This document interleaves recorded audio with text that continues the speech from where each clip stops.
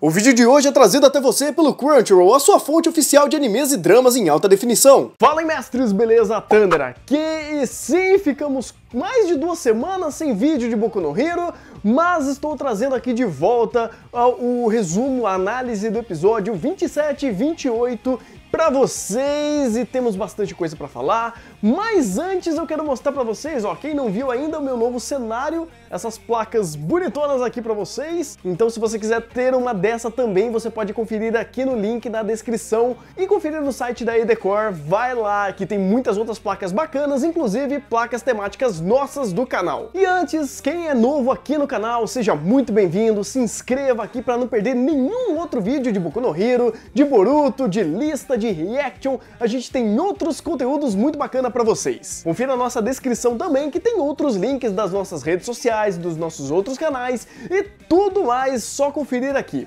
Bem, começando do começo dessa nova temporada de Boku no Hero, que já muda também a abertura. A abertura passada eu confesso que eu gostava muito, e essa daí até que tem o seu carisma, e eu tô começando aí a pegar gosto por ela, e eu não tenho muito o que falar exatamente sobre a abertura. Eu sinceramente não analiso tanto a abertura como outras pessoas. Tem gente que começa a fazer teoria, pegar elementos, eu particularmente não faço muito disso. Mas eu tenho uma curiosidade para falar do encerramento. Esse encerramento novo, ele pega as artes, né, do pessoal parecendo que eles estão no mundo de fantasia medieval, de uma arte conceitual que o Kohei fez há um tempinho atrás, quando tiveram uma votação de popularidade de personagem. A imagem é essa daqui, e você vai ver que o concept art está igualzinho do encerramento. Então eu acho que é a única curiosidade que eu posso trazer para vocês quanto a isso. Outro elemento também que já apareceu logo nos primeiros minutos é a HUD. Você não sabe o que é uma HUD? Eu vou explicar para vocês. Sabe aquele texto que aparece em cima da tela mostrando o nome do personagem, a individualidade dele, se ele é um herói, se ele é um vilão? Então, aquilo é uma HUD. Mas eu não vou explicar exatamente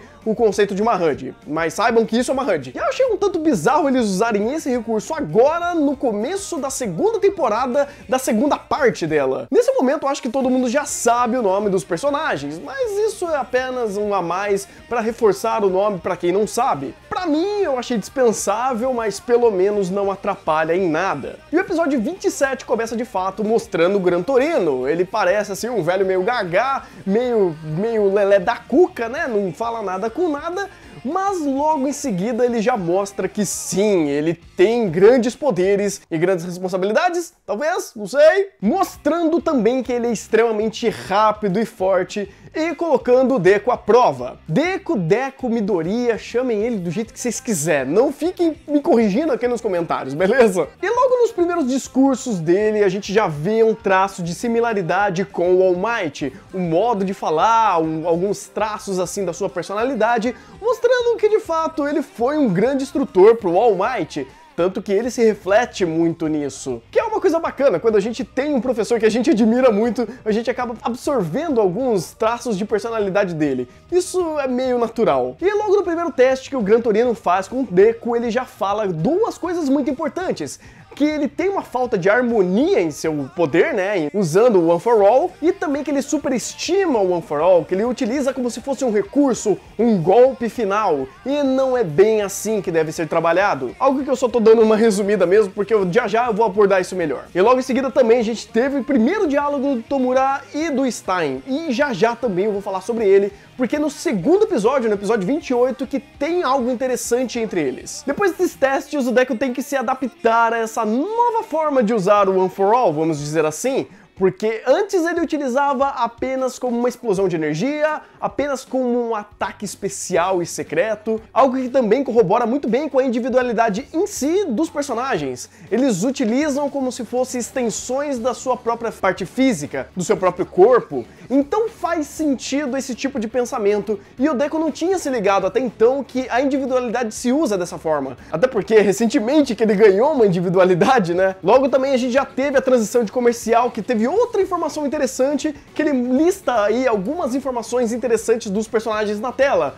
como altura, individualidade, peso, algumas informações da ficha técnica, que inclusive até recentemente isso foi liberado no site oficial do Boku no Hero. Eu vou deixar aqui na descrição para vocês conferirem, e tem alguns personagens que tem até data de nascimento. Se vocês quiserem aí falar qual é o personagem que tem a sua data de nascimento, eu acho legal. Na minha data de nascimento tem duas pessoas que nem eu conheço. Um é um cabeça de mangá e o outro é outro irrelevante lá da turma B que eu realmente não me lembro. Não acertaram muito bem na minha data de nascimento. Logo em seguida também tivemos uma cena muito bacana do Bakugou, que ele foi pro super-herói Jian, alguma coisa assim, que é o quarto no ranking de poder. E ele se sentiu interessado no Bakugou justamente pela sua personalidade mais grossa, mais explosiva, dele ser mais arrojado, e ele parece ser um super-herói super certinho, né? Dentro de um arquétipo que um super-herói deve ter, né? Dentro de um visual até. E também que ele já dá informações muito interessantes a partir dali. As três bases primárias que ele diz que um herói deve ter é a sua aparência, a sua moral e o seu controle emocional, olha só. Eu traduzo isso como algo um pouco mais profundo do que parece. A aparência é o aspecto visual que o super-herói deve ter. Não apenas visual, como roupa, cabelo e tudo mais, mas a imagem que ele deve ter para o público, que ele deve ter para a população. Então isso é muito importante. Imagina, por exemplo, o Bakugou, que é um cara explosivo, rabugento, ranzinza. Ele não é bem o arquétipo de um super-herói. Ele seria até algo mais próximo de um vilão. E isso não passa confiança. A aparência tá ligada diretamente, pelo menos de uma forma rasa e primeiras impressões, a algo confiável. Então o Bakugou, como super-herói, ele não seria confiável nesse aspecto. A moral, obviamente, ele tem que ser ligado à moral do povo, à ética do seu mundo. Um super-herói, ele deve defender a sua população. Então ele deve agir, né, de formas morais, ele deve agir de formas legais até, né? Existe toda uma estrutura, toda uma política, toda uma série de normas que um herói deve seguir, né? Porque senão vira algo de julgamento dos próprios heróis. Aí você não tem bem um sistema, aí você tem, digamos assim, uma lei marcial, onde o poder vale mais que tudo. E nessa sociedade de Boku no Hero, não. Eles têm regras a seguir. Tanto que mais pra frente eles falam algo muito interessante que também eu vou abordar aqui. E o terceiro, controle emocional. Obviamente, você tem que ter controle da situação, você deve ter controle dos seus princípios, da sua moral, porque não adianta você ser o Bakugou da vida e em um momento de pressão ele acaba quebrando as suas regras, ele acaba quebrando o sistema, ele acaba virando e fazendo algo que ele não deve como herói. Teoricamente, essas três bases resumem muito bem o que é um herói naquele mundo de Boku no Hero, e que faz todo sentido. Casando com essa explicação, também tem um discurso muito interessante que ele é feito através de vários outros personagens. O Jian, se eu não me engano, ele começou o discurso e depois outros personagens foi incrementando o discurso dele. Além de ser muito bem montado esse discurso, né, esse diálogo que eles fizeram explicando as funções de um super-herói, eu também achei interessante saber mais sobre o super-herói naquele mundo. Os super-heróis basicamente são bancados pelo governo, pelo menos os super-heróis de campo, os super-heróis de ação. E sua função primária é o controle de crimes, né? Eles devem agir junto com a polícia, precisa de um requerimento para fazer isso, para ser, digamos assim, uma força especial, uma força-tarefa que vai e resolve o problema, quando a polícia não pode, quando a polícia não consegue. Eu não lembro se eles explicam melhor como funciona o corpo da polícia nesse mundo, mas parece que você pode ser de uma força especial de super-heróis e também ser um policial super-herói.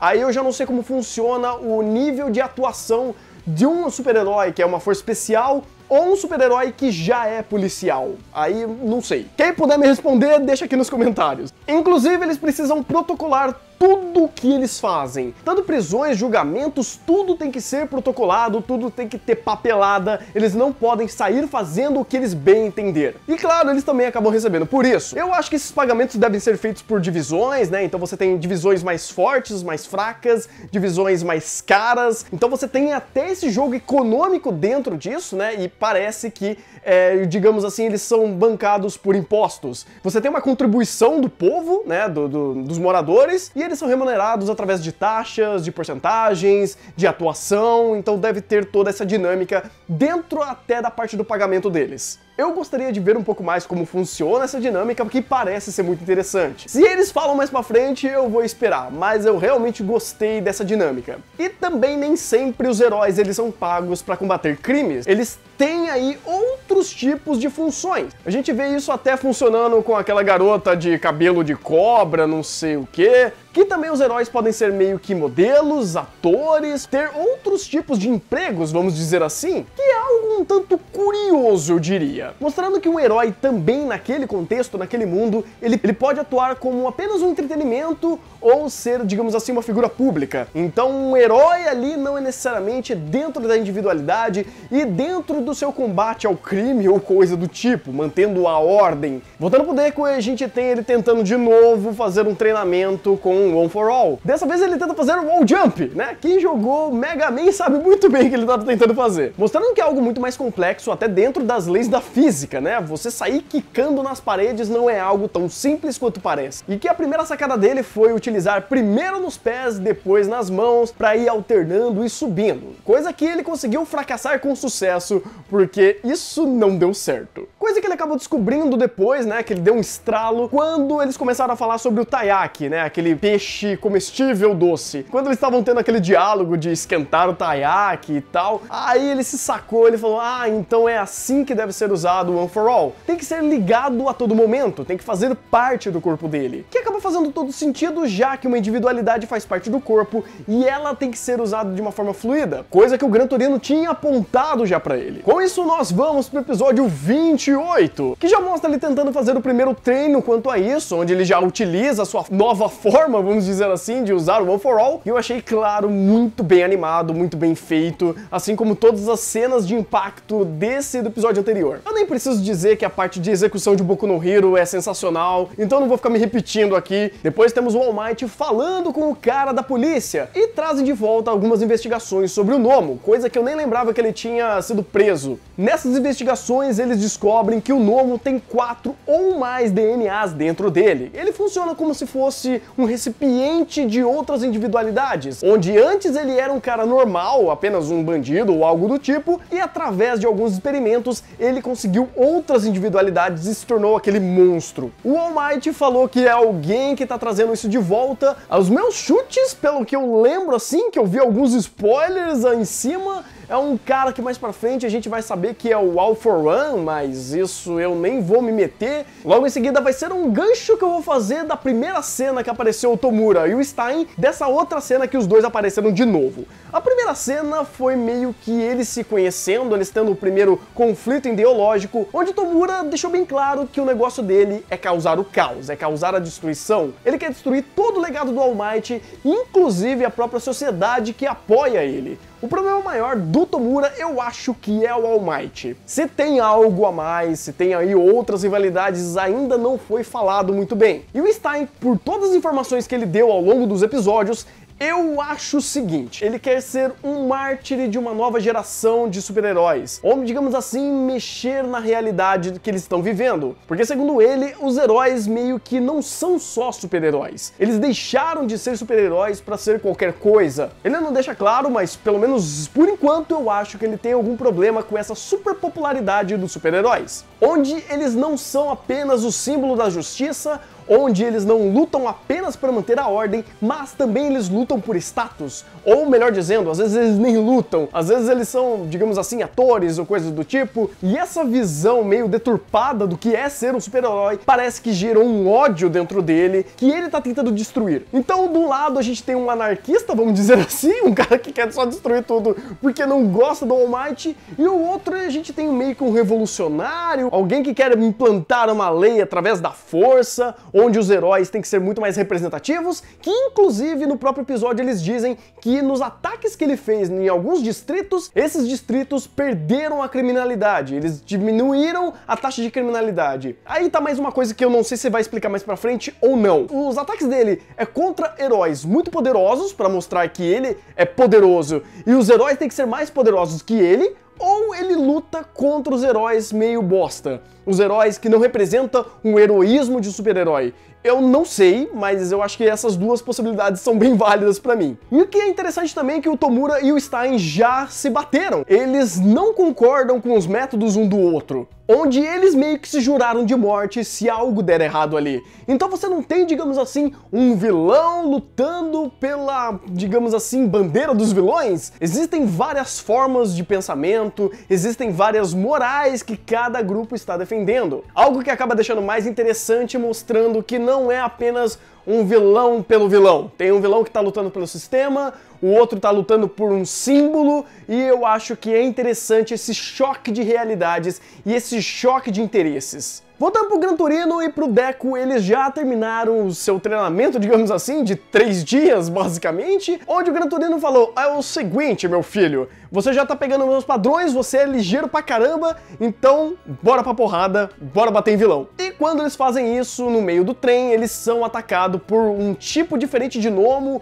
ou digamos assim, o gnomo virou uma classe, talvez? Eu só sei que o Tomura chamou eles de gnomo, então talvez seja um tipo de bicho, né, um tipo de quimera humana que eles fizeram, que é denominado como gnomo. Pelo menos é o que eu acho. E nesse meio tempo que começou a fazer um puta vucu-vucu no meio da cidade, o Iida consegue finalmente encontrar o Stein. E é uma cena que acaba corroborando um pouco mais sobre esses dois aspectos que eu falei. O Stein tá atrás de heróis bosta ou super poderosos? Aquele índio que ele tava batendo não me parecia muito poderoso. Eu acho que ele tá indo atrás dos heróis meio bosta, os heróis que só querem status, dinheiro ou algo do tipo. Cuidado, Uraraka, cuidado. Sai de perto dele, ele te mata.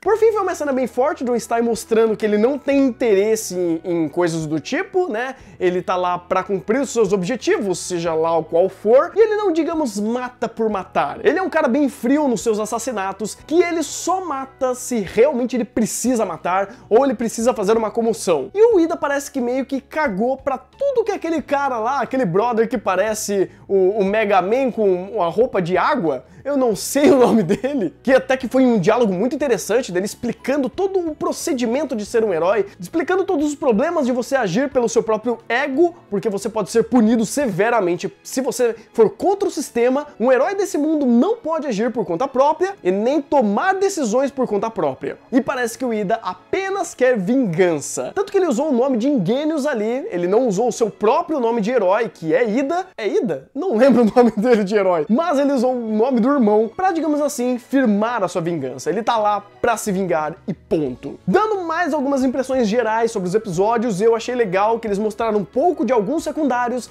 mas foi de uma forma bem efetiva. Eles mostraram apenas alguns lapsos de alguns super-heróis, mostrando eles nos seus treinamentos, nos seus estágios, e eu acho que foi uma coisa funcional. Apenas alguns flashes bem feitos que mostram a progressão de cada um deles dentro da carreira, dentro da própria concepção deles como personagens, então eu acho que funcionou muito bem. E claro, ver o Bakugou com o cabelo de Mauricinho, pô, aquilo foi impagável. Então essa foi minha análise, eu tentei pegar os pontos principais aqui e falar um pouco mais sobre esses pontos e dar algumas conclusões, pelo menos com as informações que eu tenho até então, lembrando que eu não vejo mangá, eu não sei de nada do mangá, só algumas coisinhas esporádicas que me falam ali. Todas as minhas impressões e conclusões são dadas através das informações que eu tenho até então. E desculpa mais uma vez por ficar tanto tempo sem os vídeos, eu fico feliz que vocês gostam do formato, eu fico feliz que vocês queiram saber as minhas opiniões e que vocês me cobraram. Então valeu, gente, eu vou continuar com o quadro sim, relaxa, que a vida tá voltando ao normal depois de uma Friends